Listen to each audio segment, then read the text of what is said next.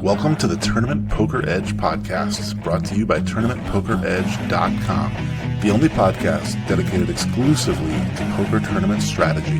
Now here's your host, Clayton Fletcher.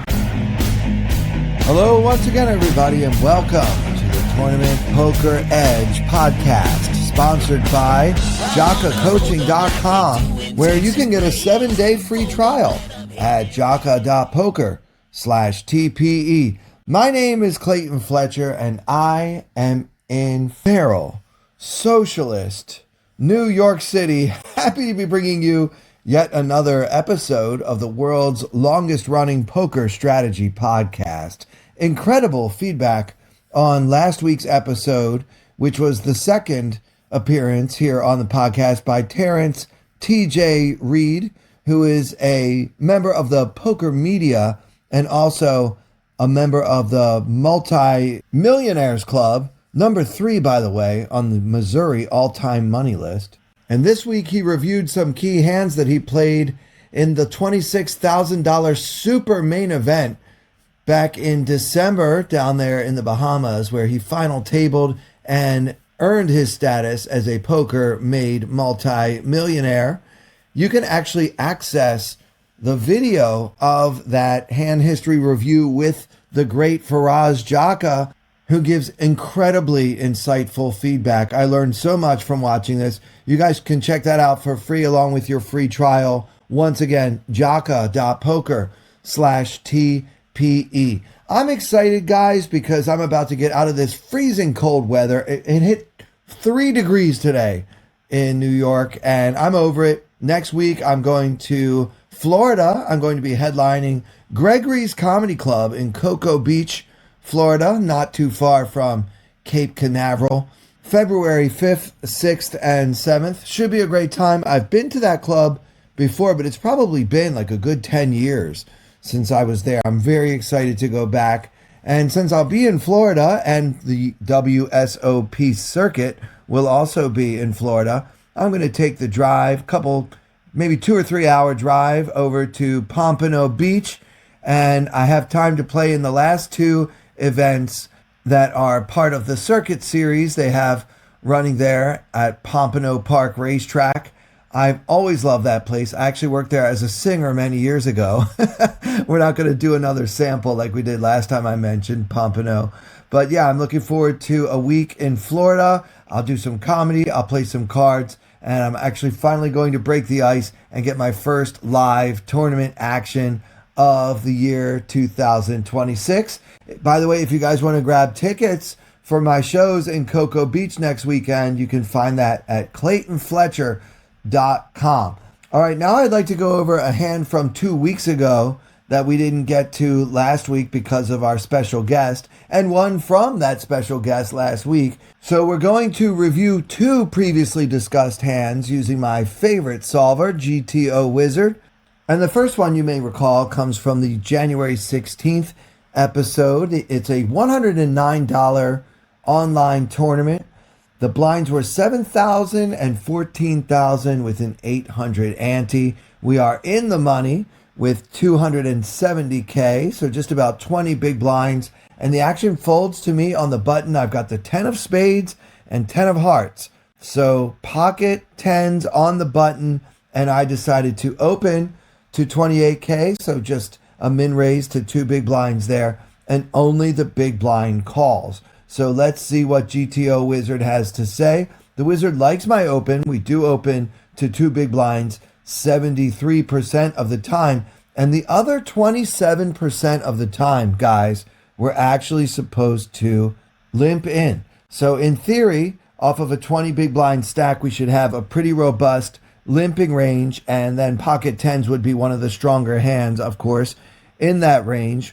We want to be able to limp with a lot of weak hands with this type of stack, and so because of that, we need to have some strong hands in there as well. So the plan would be to limp in, hope that the small blind or big blind raise so that we can shove over the top and collect a nice pot, probably without seeing a flop. But if we do have to see a flop, going to war with pocket 10s at this stack depth is not so bad. But I did the min raise and only the big blind called. So now with 60,000 in the pot, we saw a flop of jack of clubs, 5 of hearts, 4 of clubs. And I didn't have a club in my hand. I had pocket tens, no club, big blind checked, and I bet half the pot, 30 into 60. The wizard doesn't like it. The wizard doesn't bet half the pot with this hand at all. It checks back 99% of the time with tens. So what kind of hands would bet half the pot? Well, you've got a lot of Jack X, top pair type hands. You've also got pocket queens, pocket kings, betting that size. And then to balance that range, which we have a lot of flush draws, especially hands like king of clubs, 6 of clubs. They do this quite often because they've got an overcard, a flush draw, backdoor straight draw. So when you have a whole lot of equity and a lot of good cards on the turn, those are the hands that we mostly want to put into our semi-bluffing or bluffing range on the flop. But yeah, the point is pocket tens is supposed to check it back, so I'm already out of line. The turn came the king of hearts. We had 120 in the middle at that point, and the big blind checked, and I checked it back, capping my range. And that was the point of finding this hand. I wanted to see a hand where I had to make a decision whether or not to go for value on the river, having capped my range with a check back on the turn, because on Jaka Coaching, I had worked on this concept by watching a video by Jeremy Menard, really getting in there and looking at this particular spot, which does seem to come up, a fair bit in a typical tournament. So we check it back here on the turn, which obviously the wizard never has pocket tens at this point, but similar hand might be something like pocket eights, pocket sevens, and these hands do check behind quite a lot on 4th Street. So now the river comes the jack of diamonds, and villain checks again. I went for a half pot bet for value on the river, 60K into 120K, and the wizard again doesn't like my choice. Actually does like the choice to bet. We bet quite often on this river, but for a much bigger size, guys. We're supposed to be going like at least 80K, 90K, not this 60K stuff that I did. Even a pot size bet, even shoving sometimes. So I can't really give myself credit for this play, especially because the sizing is so off. The value range does include hands like pocket eights, pocket sevens, pocket sixes. So safe to assume if we could have tens, we would want to value bet them as well. But yeah, a much bigger size. So my half pot bet is definitely not GTO Wizard approved. And you guys can see how using this tool could improve your play. You learn how a theoretically perfect robot, artificial intelligence crusher would play any spot at all. You can really adjust the settings. How many big blinds did we have? Was it a cash game or a tournament? What type of tournament? Were we in the money? Is it an ICM spot? Are there bounties? You can plug all that stuff in and then figure out how the strategy changes and how close to playing like a perfect robot you came yourself. And if you guys want to try this out, I've got a great deal for you. You can save 10% by clicking our affiliate link, which is gtowizard.com/p/TPE. All right, let's do another one. As promised, we're going to go over the strategy hand that Terrence TJ Reed, multi-millionaire poker player / media personality, brought to the podcast last week. You may recall it comes from the $26,000 World Series of Poker Super Main Event, as played in Paradise Island, Bahamas, in the middle of the Atlantic Ocean. So the blinds were 15K and 30K, and villain has 1.6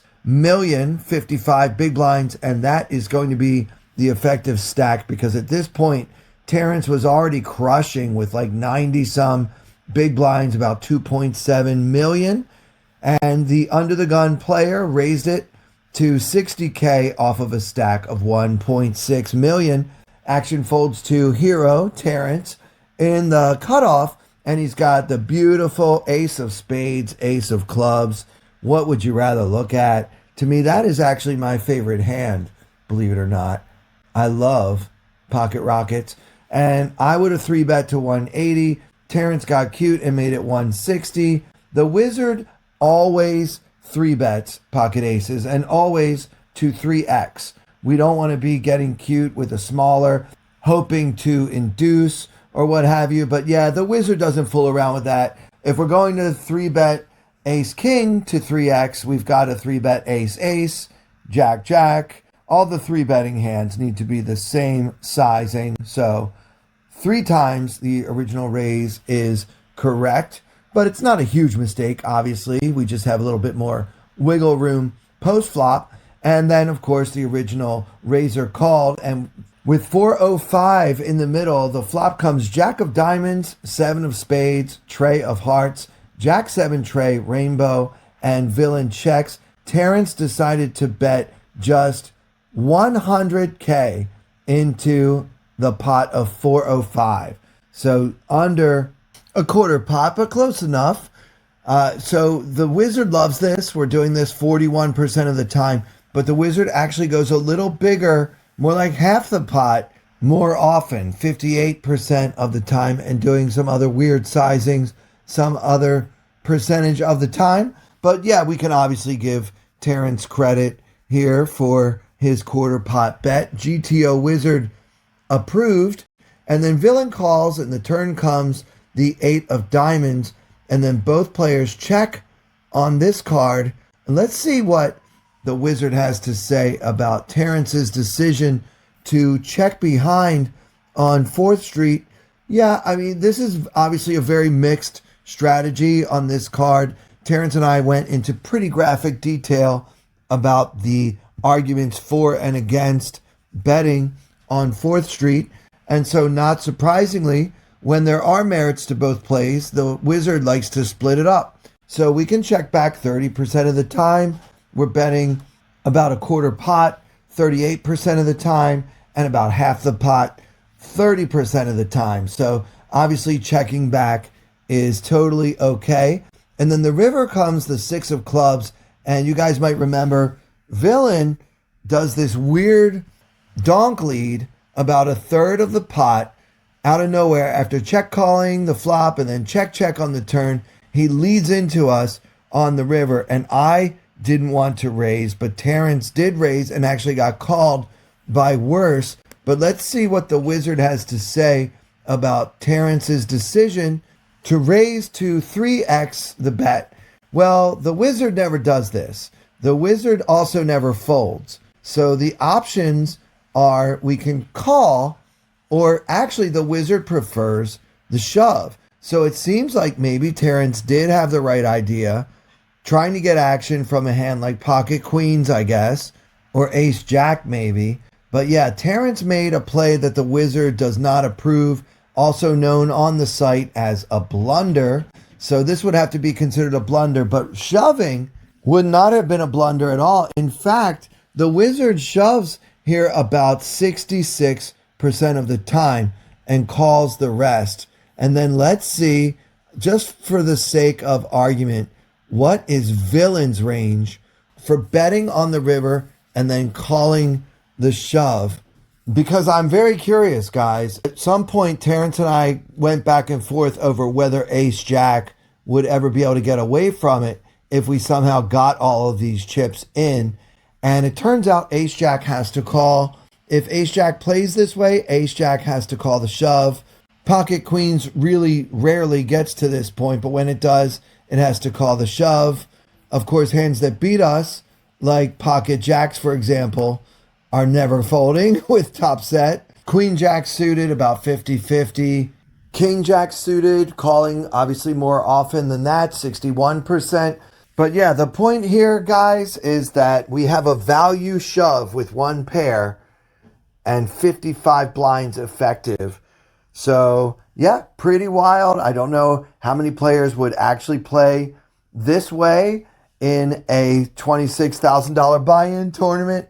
And I certainly can't blame Terrence for trying to keep the pot a little bit smaller, because at the end of the day, he just had one pair. Very enlightening there from GTO Wizard. Again, you guys can get 24 hours free and then save 10% by using our affiliate link, gtowizard.com/p/TPE. All right, let's do one more hand. And this one actually comes from an online tournament that I played, a small stakes, $11 buy-in with a $7,500 guaranteed prize pool, which was beat. I think it was more like 9,000 this time. And we're early. Registration is still open for like another hour and a half. The blinds are 400, 800 with a 100 ante per player. And we are at an 8-handed table. Hero with about 50K in the stack at a time when the average was right around 60K. I'm under the gun. I've got about 63 big blinds, and I've got the Queen of Clubs, Queen of Hearts under the gun. First to act. Obviously, we're going to raise this. I went for the minimum. I suspect that the Wizard is going to want to do more like 2.3 bigs at this depth, but I made it 1,600 to go, and the action folds all the way around to the button who calls and the small blind who also calls. Now, they both have me covered. The button's got 73,000 and the small blind has 90,000. Now, with 6,400 in the middle, the flop comes 9 of diamonds, 9 of clubs, 6 of spades. So 996, rainbow, hero with the Queen of Clubs, Queen of Hearts. The small blind checks. And the first thing I notice is that it's a very good flop for my hand and my range. Now, what I mean by that is it's unlikely that the button called and under the gun open with a 9 in his hand.